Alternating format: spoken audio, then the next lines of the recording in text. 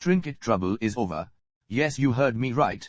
Episode 7 of Trinket Trouble just released and it ended up being a genuine object show final. It clearly was fun and charming how every contestant had their moment in the episode. Even Nightcap and Bone, who well. The final voting result wasn't that intense, but well, it at least make us excited for who would win, and participation award wins. That was pretty obvious, but it kind of makes sense for her since she's an actual award anyways. Then she gets the golden stopwatch, she uses it, and then that's it. That's all. Then the TV turned off and it was revealed that the toons from the hit Roblox mascot horror game Dandy's World were watching it all of the time, and it seems like they all enjoyed it. And with the credits scene, that is pretty conclusive and let it us somewhat open for a possible season 2. And that is the key word for this video. So today I'll speculate what that season 2 would possibly look like.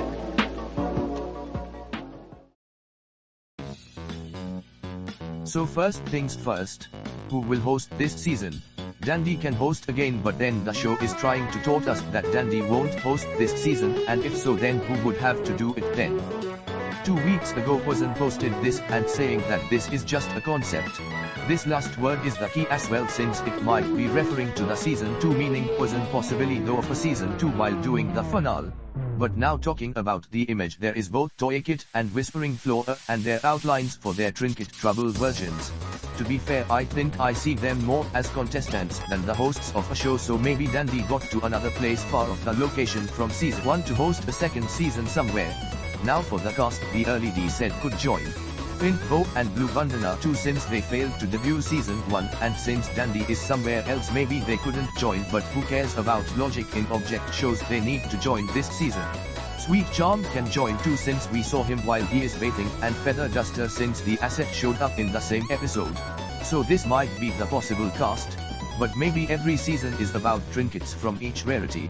You see, in season 1 every competing trinket is derived from main toons, which as we know is the highest level of rarity in Dandy's World, so maybe every rarity has a season of its own.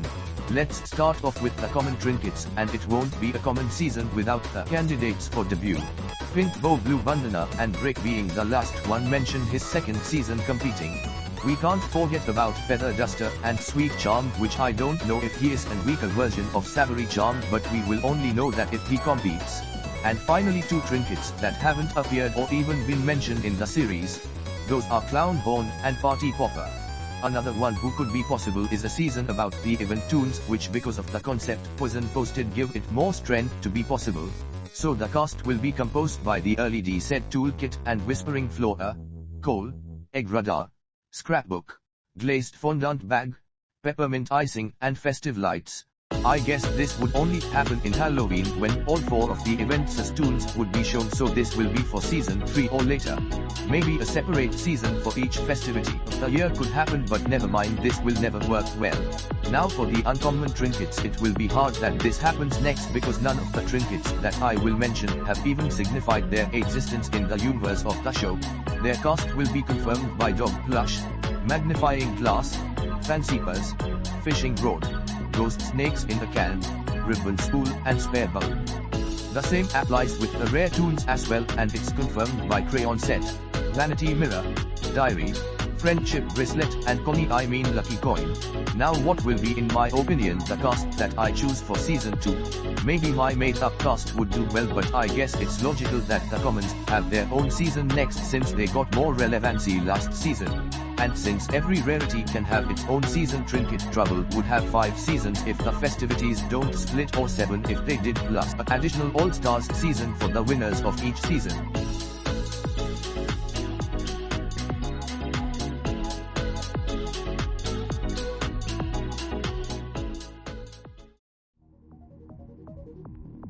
Now for the format of the season.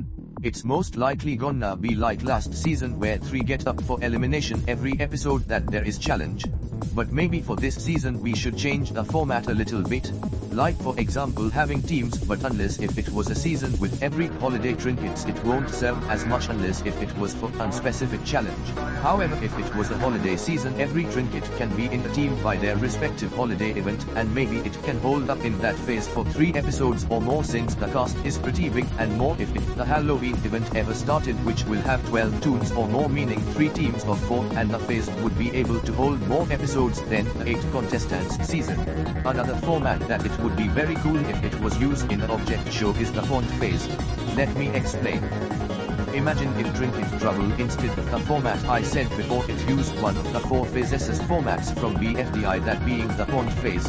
Each episode, instead of the 3 worst contestants getting off, the contestants gets points by their challenge performance in the episode, and the 3 who has the least points gets UFE, and this goes on until we have a winner. It would be more complicated than the usual format, but at least is less complicated than what BFDI executed it on their show. It's also the only show I remember that uses that phase, so like if you know another show who uses something like this, leave a comment below. There is also another object show than Poison have, which is Worst Objects, and well, it has 10 seasons finished. Maybe one of these used the points stage or another new format that I didn't mention. But I guess the individual immunity-like format worked well for a second season. Before we move on, I just need to say that if Dandy Plush don't host next season, maybe Star Pillow can.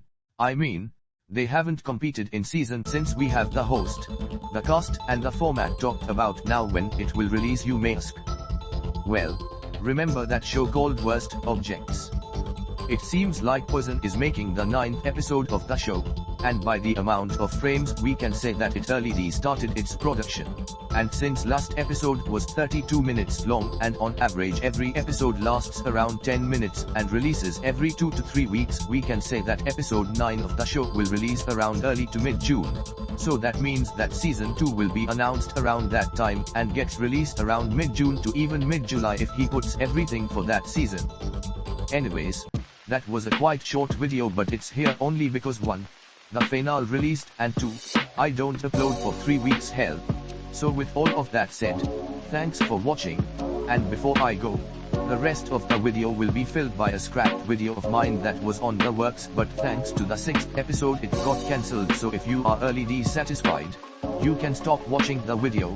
Alright, now goodbye for real this time. Since you guys loved my first Trinket Trouble prediction, I guess it's logical that I should do another one. But this will be different from the previous, since it will be a double prediction. That's right. Because of the uncertainty about Origin in Trinket Trouble, I will do 2 predictions instead of 1 like usual. One with the Origin and the other without it. But before we start, I need to talk about its 5th episode, which is the most important episode for this video. Episode 4 was just filler, by the way. I won't summarize the entire episode, just the important parts, okay? Dandy Plush start reading the comments from last episode, and most of them say that he forgot the intro, and we place the old intro, which Dandy Plush says it's the bad one. He then decides to switch platform, which was his hugest mistake ever. He then show us someone saying that this has to be the worst object show out there.